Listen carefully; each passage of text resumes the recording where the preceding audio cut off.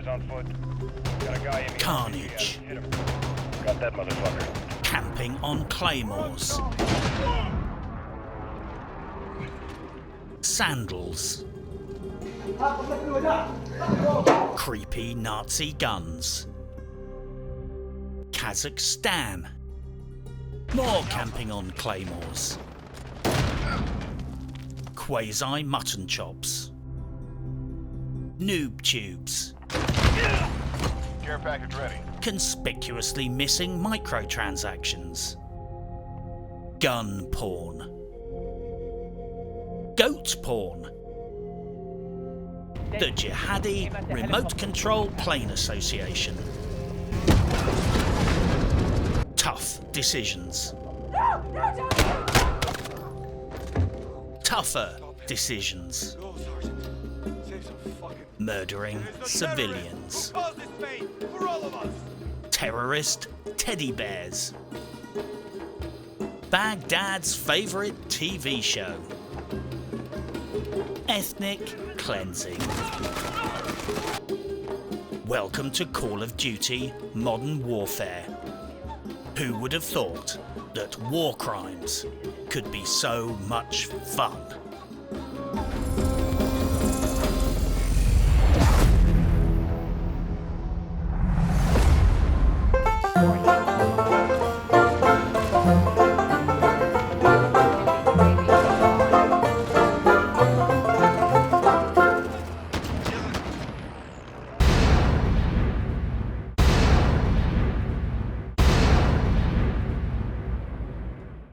Warning, this video contains views that may differ from your own and might hurt your feelings.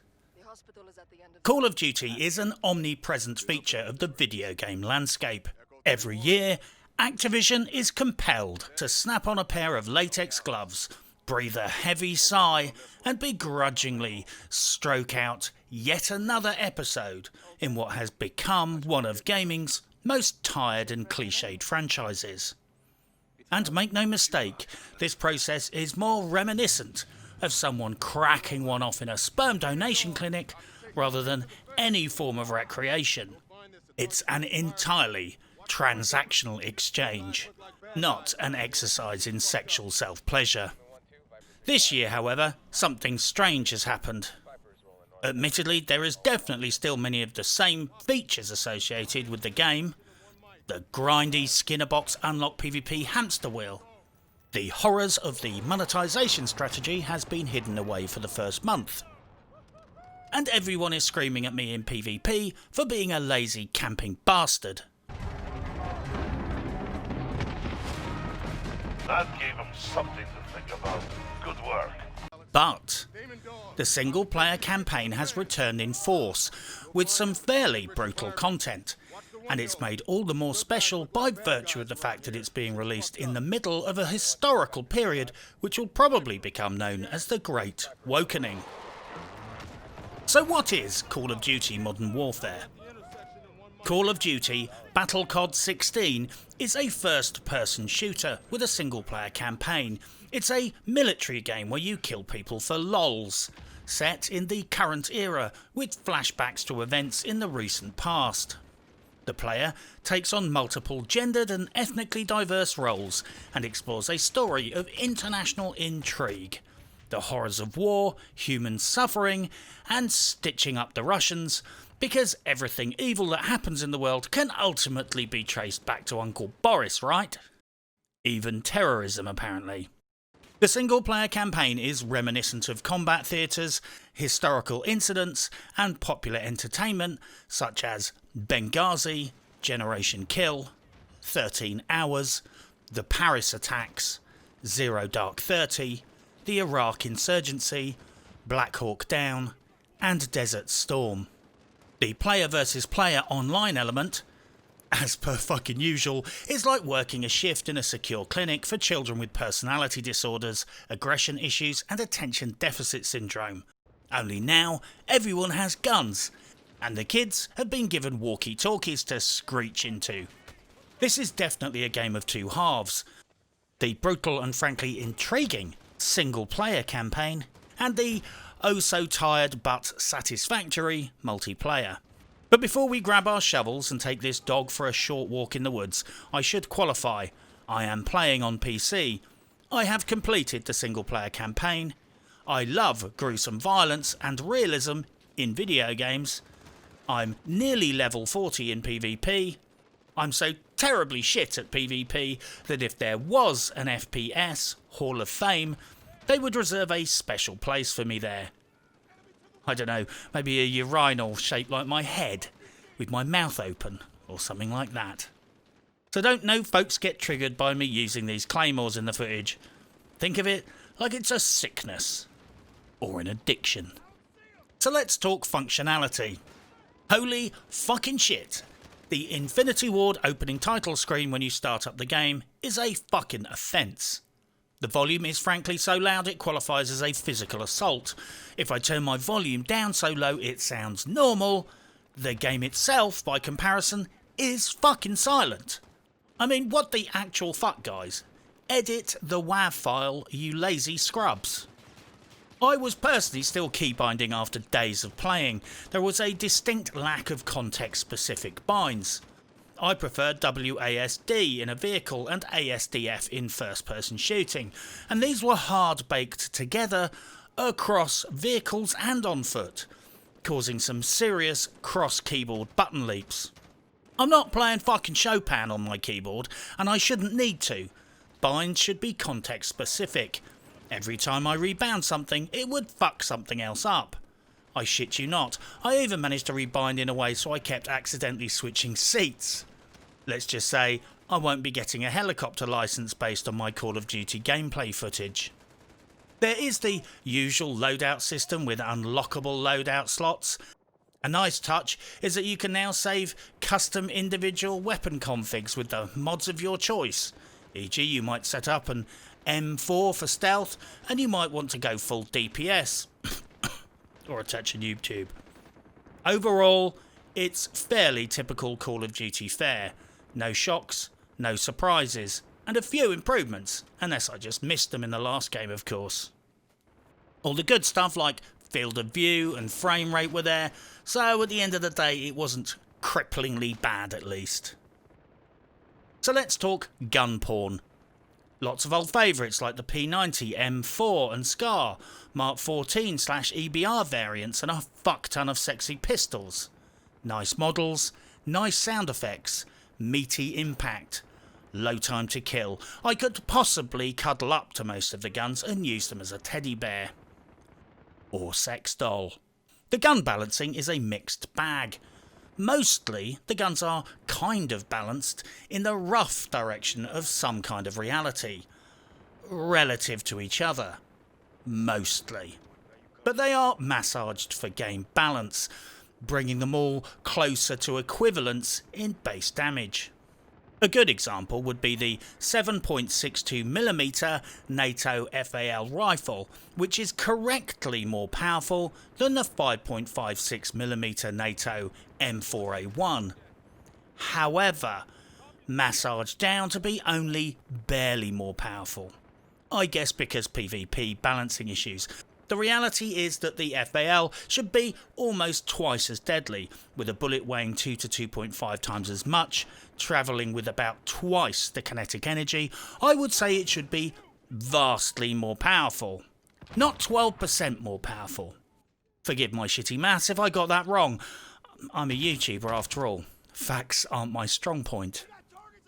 I guess they're trying to keep things realistic and at the same time trying to balance the meta in PvP. I'm not one of those video games weapon guys, so don't trust my judgment. Fuck, if you came to my channel expecting some kind of scientific breakdown on the rounds to kill for each weapon, you clearly took a wrong turn on the internet and ended up lost and arriving here by mistake. This being said, even I can tell this ain't no simulator. And this is definitely video game balancing rather than reality balancing. But fuck it, they look sexy, have lots of mods, sound nice, the time to kill is fast, and to be honest, I've seen people make nearly every weapon work. Besides, when I inflict Call of Duty PvP on myself, I'm usually shit-faced and last on the leaderboards, so frankly, my tactical priorities are usually confined to how sexy my guns look, feel and sound. And how many claymores I can carry. Monetization and fuckery. Well, it's a good news, bad news scenario regarding monetization. The good news is that there is virtually zero monetization at launch. The bad news is that the good news is a fucking lie, a cunning deception, so that during the launch, review and promotion window, there is no negative news to report about microtransactions. And about a month after launch, they are going to take a giant fist full of monetization and loot boxes and shove it so hard up our collective rectums that our eyes start to bulge out. Monetization and Activision is a bit like getting a blowjob from an angry goat. Sure, it feels nice enough at first, but it's hard to relax when you know that it's just a matter of time before you feel the sharp shooting pain of jagged goat teeth champing down on your love pipe. This is how publishers do it now. Lull people into a false sense of security, and the second they relax, twat them with a ton of microtransactions when they least expect it. Prepare yourselves. The PS4 survival debacle enraged nearly everyone. I'm not really sure quite what possessed them to do this, but an entire game mode, survival, is PS4 only for year 1. And let's be honest, year 2 really means when the next sequel comes out. I don't know if this is just going to be a dicking for non-PS4 players, or if it's going to be on sale as DLC at some point. But it's total arse. That's what it is. The best way we can understand the monetization in this game, since they are not being honest and open about it, is to assume it's going to be as bad or worse than the previous game. And COD Blops 4 had a sight reticule, e.g. a 2 pixel wide red dot in the middle of your screen, on sale for $1. Not bad. Filling up your whole screen at that rate would cost approximately $518,000. Bargain! They did timed events. You could never win before the end. Monetized weapons. The game started out real nice and turned progressively into a giant fucking shit show. So yeah, let's assume this game will have horrible microtransactions arriving in time for Christmas. Like I said, it's like getting a blowjob from a goat. Trust me. So how did I find the PvP? I found it bewildering, overwhelming, everyone kept killing me, and I always got a horrible score. So, absolutely no change there then. It's pretty much like every other fucking Call of Duty. There are maps, there are modes, it's fast time to kill, and unless you have twitch reflexes and play obsessively, you're going to get completely fucked every time. The main huge difference is ground war. Battlefield has been trying to be Call of Duty for years, and now Call of Duty seems to be trying to converge on Battlefield. This game is a little bit like Battle COD. Sure, they have all the normal game modes too, but this time around the Maypole they have got Ground War, and I like it. Ground War is, allegedly, 32 versus 32 cross-platform, largish map Battlefield-style setups. I think there's only 3 maps at the moment, but it's all rather good fun. In Ground War, I'm not last on the scoreboard, so it's obviously less like normal Call of Duty and more balanced towards skillless fucks like me. I've heard some people complain that Ground War is a bit campy. Well, I've got a loadout called Happy Camper, where I camp on fast deploying claymores and carry a riot shield, so yeah, I reckon it's possible to camp just a little bit. That said, it's also possible to have a counter build that neutralises all of my dirty tricks fairly easily, so there is a lesson here, as per the Division. Mitigate, you lazy fucks. This said, what I do is not a patch on the monkey snipers hanging off the top of every tall structure, fast scoping everyone. But you know, war is hell. Enemy care package inbound. Captured B. Seriously though, if you're a shit player like me and you camp like a bitch, you will still get a shit score. People with the good scores are the best players, and just as usual, a significant proportion of players with the insane scores are cheating fucks. I'm just kidding. I'm sure not one single person ever cheats in a Call of Duty game. Although several recent studies have shown that well over 1 in 3 online players these days use cheats. Don't blame me for the harsh science truth bombs. Anyway, my point is, whether you're good at this game or shit like me, you can still have a lot of fun in the PvP.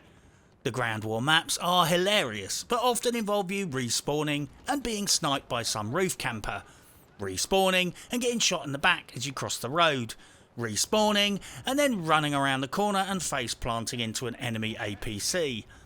There is a lot of random death, even by my standards. But Jesus fuck, it's fun. And the maps are interesting, and you can usually land on, climb up or booby trap anything. It's no match for the large battlefield maps, but it's a good approximation. Like a high quality, cheap Chinese knockoff. As always, my main issue with the multiplayer is that they crank out a new title every year, so it's hard to emotionally invest in the long gear grinds when you know damn well that the clock is already ticking down on a sequel that will effectively flush all of your hard-earned progress straight down the shitter. The player is basically building sandcastles that Activision will promptly kick over in 12 months' time. So what about the single player campaign? Here is the rub. If you make a game about modern asymmetrical warfare and the realities of modern terrorism and proxy wars, you are screwed however you do it. If you clean it up so as not to offend, you get shit for sanitising and glamorising war and human suffering. If you make it realistic, you get shit for being cruel and trivialising war and human suffering. Either way, you are fucked. But I'm glad Infinity Ward decided to be fucked for realism. Some dumb fuck seriously suggested this game was bad because there was no way to complete the story without killing anyone. Well, boo-hoo for their fundamental lack of understanding when it comes to the brutal realities of the world. As the man so famously once said, war is hell. The Apache helicopter scene is entirely reminiscent of and modelled on real cockpit footage from wars in Iraq and Afghanistan. The simple and visceral nature of this scene did a brilliant job of demonstrating the nature of perspective in war. Many of us have seen that kind of brutal footage before, people dispassionately raining death down on helpless targets on the ground, flesh rendered asunder and body parts vaporised from many, many hundreds of metres away from a helicopter or plane lurking beyond sight. It's fairly dark stuff, even though you know the guys being killed are the enemy. Well, that's the plan at least. Well, this game does give you a good lesson in perspective. When you flip at one point from being one of the guys on the ground being attacked to the dude in control of the friendly helicopter, well, my perspective totally changed. I didn't give a flying fuck anymore. It was like Christmas. I happily gunned down every last enemy fuckbag that was attacking us. And when I had finished chowing down on that carnage, I went in for seconds and gunned down all the bastards running away too. I guess what I'm saying is this. Sometimes cold, dispassionate footage of warfare shows you the level of dehumanisation involved in war. But sometimes it humanises a bunch of chumps that might need to be shot. Not because they're bad people, but because if you don't shoot at them, they will kill you and your friends. I'm not saying war is good, or killing is good. I'm saying we should always try and avoid wars. But if you're in one, there's no point complaining that the enemy are getting killed in the process. Stop the fucking war. Don't blame the fucking combatants if they're just doing their jobs. Most soldiers don't really want to kill anyone. They want to get their job done and get home in one piece. So attacking a video game for what it represents, whilst typing on a laptop made by kids in a sweatshop, using plastics derived from stolen oil whilst drinking coffee sourced from third world peasant labour. Well, that's a special level of hypocrisy right there, and probably causing more harm than the average Allied soldier. In war, just like life, there are more morally grey areas than you might imagine, and the game does a fairly good job of flagging this up from time to time. We make a good team. Everyone is quoting this number 6 hours long, like it's a competition to finish it. Well, I might be shit, slow and constantly windowing out to take notes, but I thought this game was much longer than 6 hours.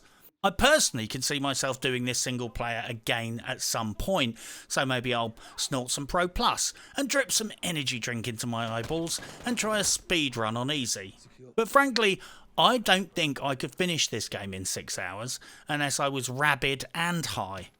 I don't know if reviewers are just quoting other reviews, but fuck me, it took me longer than that.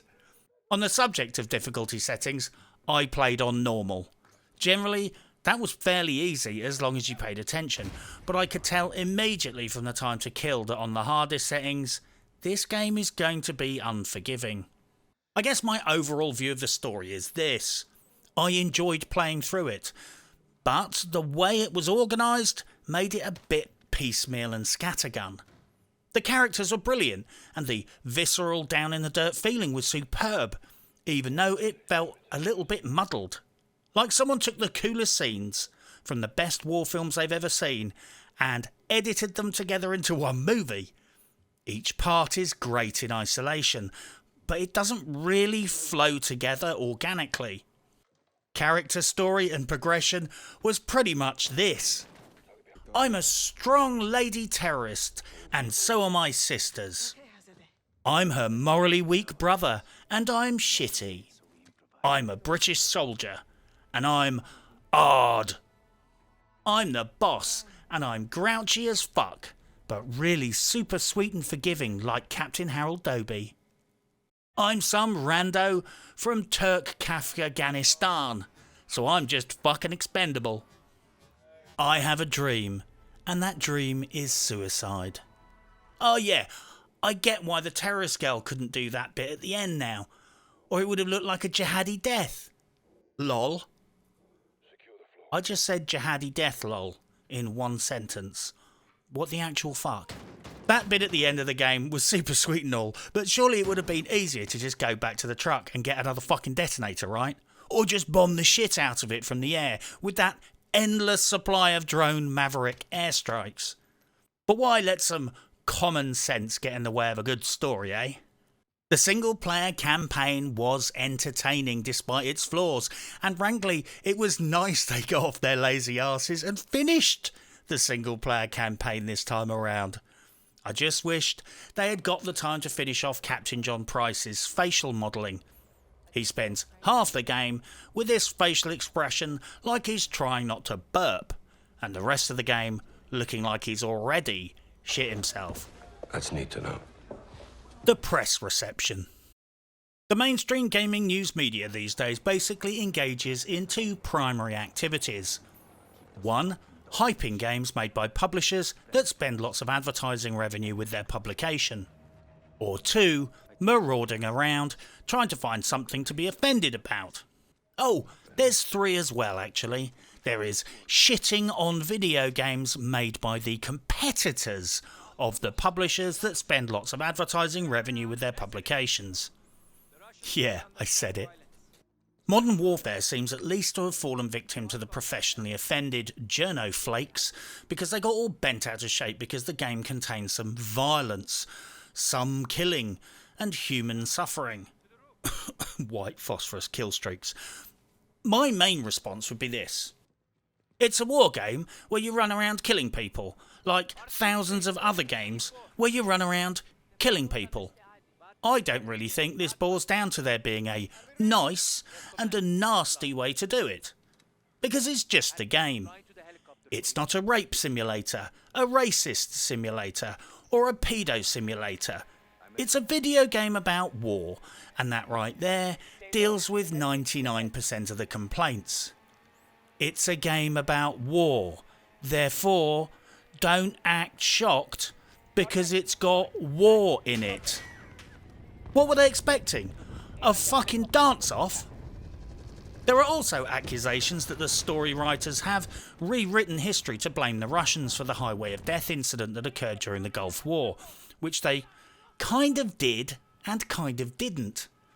I can see why someone might level that accusation, but personally I thought that this story is an amalgam of vignettes inspired by multiple movies and real-life events, all strung together.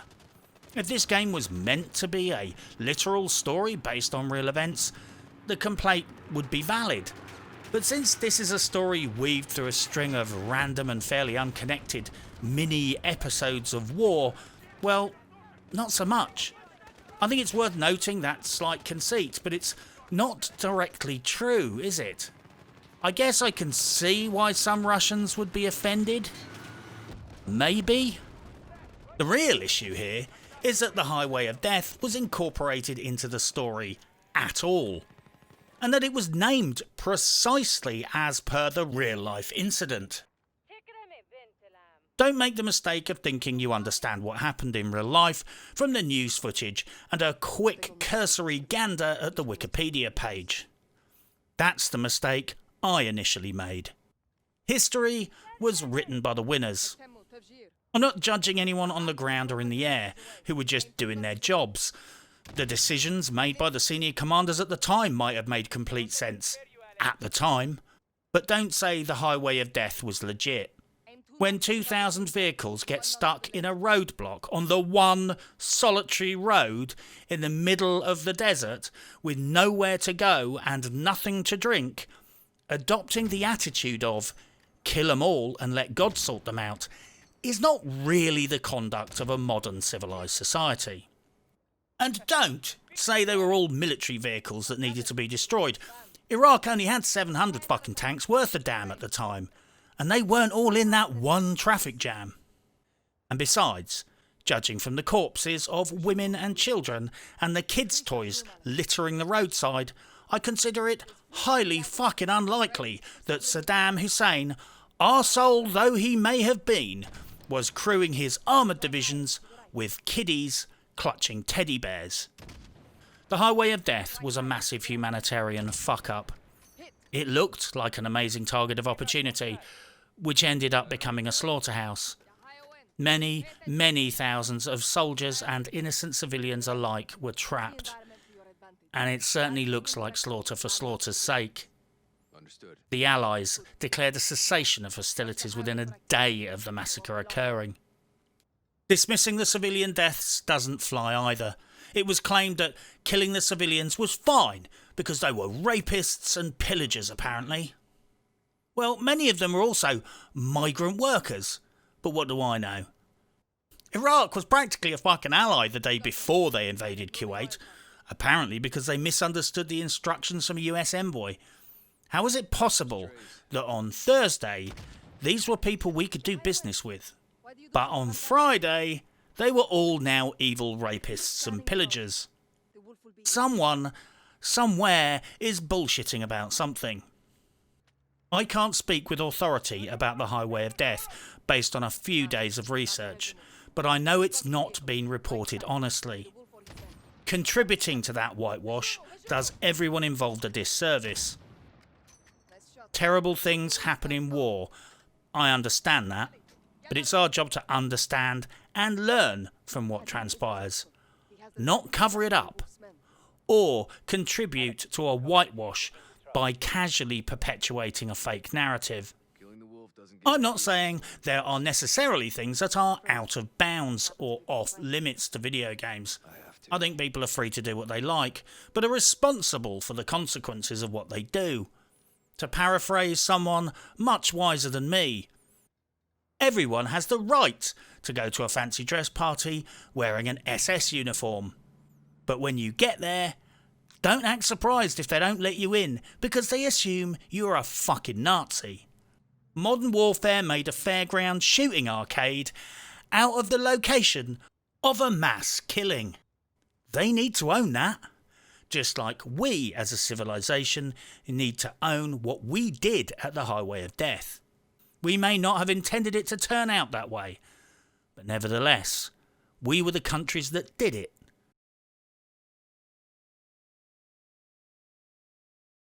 As for the Russian man bad complaints, well, they have a bit of a point. But it's not like they're painting a picture of the Allied forces as fucking angels. During the course of this game, me and my buddies broke the Geneva Convention repeatedly and committed a few other war crimes on the fly too. That said, some of the depictions of Russians as brutish, sailor shirt wearing child killers was a bit overboard, and were more reminiscent of Red Dawn rather than Bravo 20.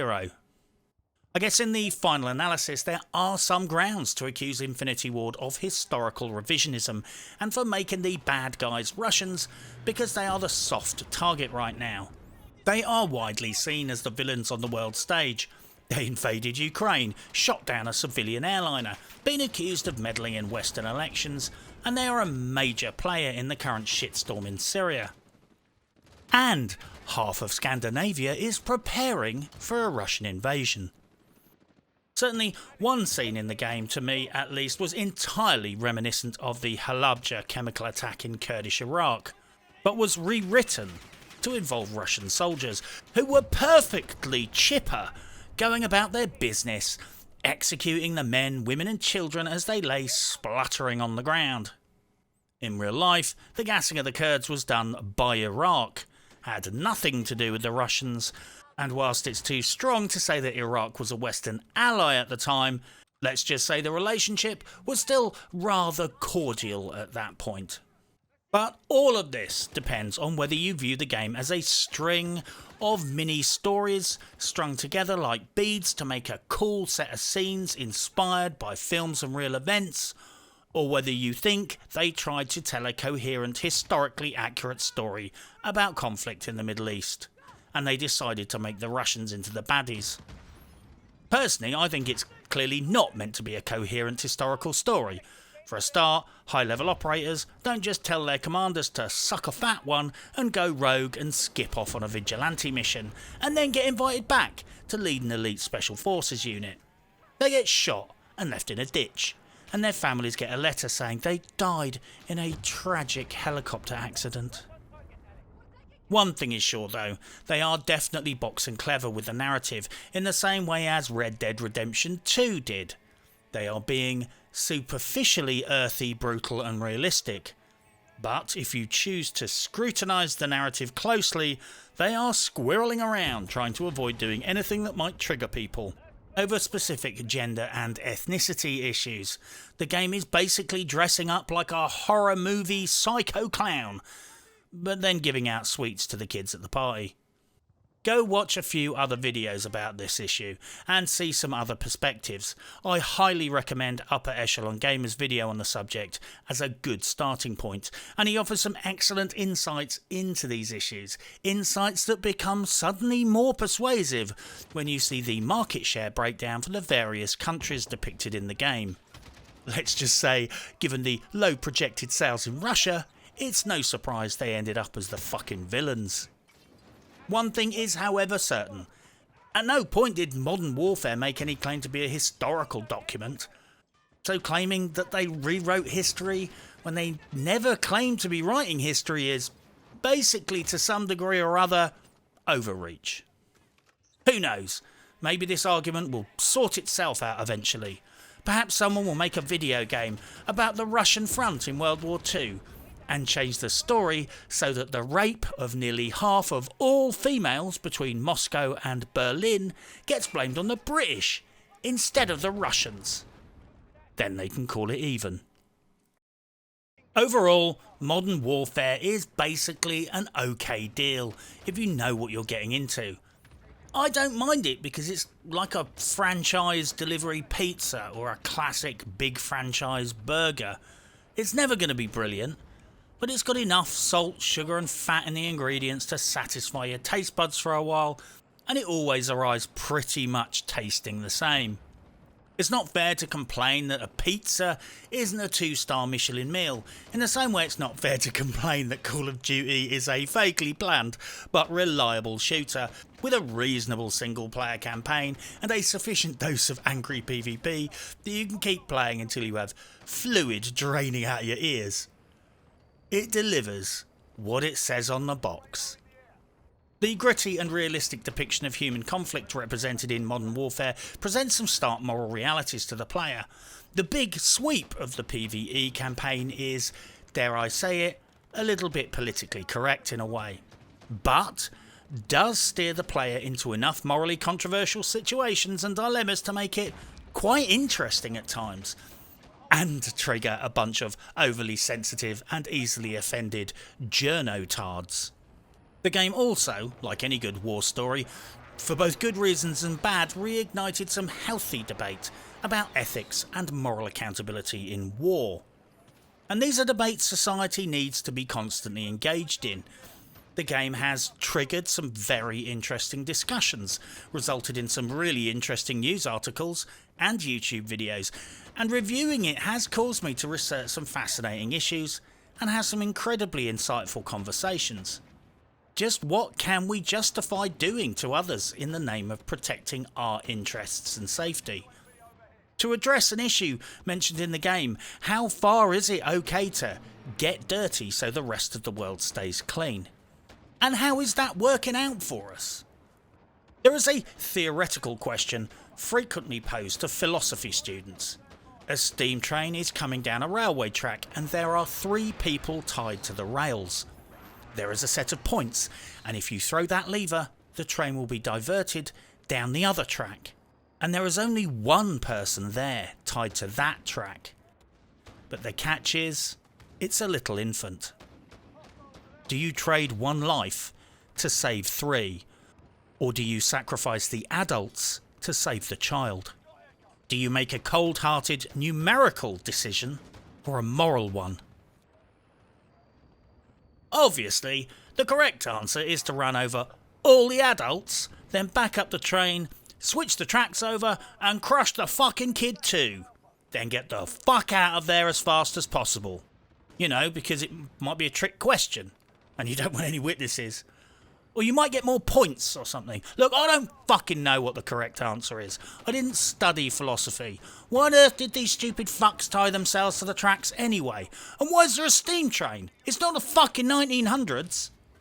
Anyway, the point is that you can sit around in your comfy classrooms postulating about morals all you like, but most of the difficult shit gets done by people putting themselves in danger whilst under pressure, and they don't get to understand the cause and effect and see the bigger strategic picture. They just get given orders and take it on faith that the people telling them what to do are making the right choices. Life isn't like a Hollywood movie or a philosophy class. There are people doing nasty shit in the background to protect our way of life and reduce the risk of threats. Just because we don't know about it doesn't mean we should not be grateful. And just as importantly, responsible. Just because some people don't like to face that reality or condone it doesn't mean it's not real, or that it's wrong to depict it in video games. Just like it's presented in many of the films and TV shows from which these story elements were all derived.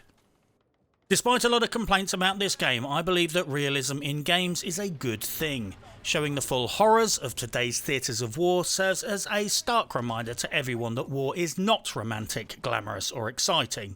It's scary, and people shit themselves, and people die. And the biggest group of casualties, as ever, are almost always civilians. Enemy shell turret on the field. Friendly IAV dropping in. If I had to distill my opinion of the single player down to one sentence, I'd say this. It's realistic enough that some combat veterans may well find some of the scenes so close to reality that it's uncomfortable.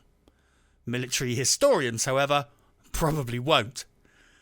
If I had to distill my opinion of the multiplayer down to one sentence, I'd say this.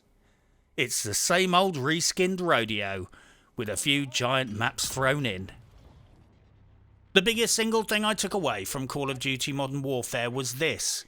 In a year where AAA publishers were tanking their favourite IPs, beloved franchises and their share value, Infinity Ward made a vaguely interesting, tactically controversial and slightly original game with a bit of polish. And it went to the top of the charts. How about them apples? Make a reasonable finished game and make good sales. Who'da thunk it? Certainly not him. Or him. Or him. I know some people are going to be shocked that I'm fairly sympathetic towards Modern Warfare despite its many issues. Don't get me wrong, if I gave it a score out of 10 I would give it -3. It would get 7 out of 10 for the game, -10 out of 10 for the microtransactions that will arrive just before Christmas. And make no mistake, they will arrive like a toxic cloud, so obnoxious it will make white phosphorus seem like a fucking mild inconvenience. So great job, Infinity Ward. You made a good game. But because Activision sold the game, made an entire game mode, a PS4 exclusive, charges players for a battle pass, and will cram this game full of heinous microtransactions, I'm going to spare myself having to do another review later and simply punish them now for their inevitable crimes in the future. Call of Duty Modern Warfare gets a whopping -3 out of 10. Well earned. But for now, good luck and happy hunting.